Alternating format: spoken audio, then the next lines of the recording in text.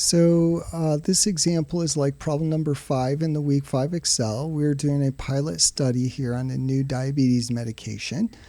Table below summarizes our before and after data here for 10 participants over time.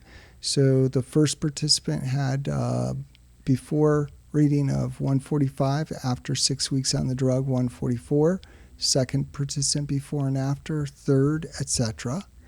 So same 4 steps here for hypothesis testing. Step 1 is going to be null and alternative hypothesis. So the mean difference equals 0 is our null. So if we figure the differences for each individual, look at the mean of those differences. By default, it equals 0. That would mean the drug's not working. The alternative is what we're trying to show. The mean difference is not 0. The drug is working. Our decision rules, since we're using the online workbook, will be reject H0 if p is less than 0.05.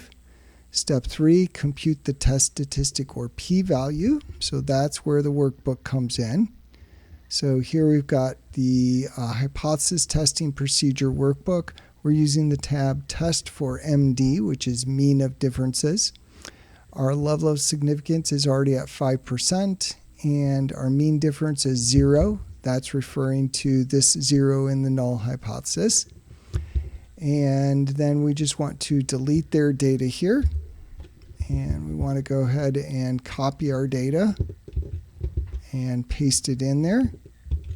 So I'm just using Control-C and Control-V. So here we can see our differences for each of the individuals. The mean of the differences is 0.7, and we see that our t-value is 0.645, and our two-sided p-value 0.535 because it's an equal not equal test.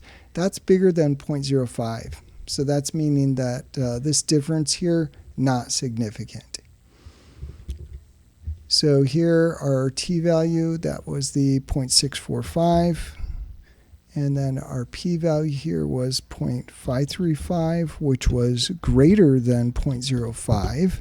So here we do not reject H0.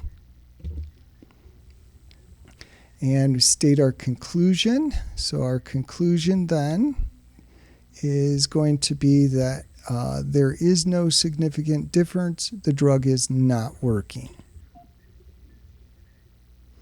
And we want to note, as always here, that we got our p-value using the Excel online workbook.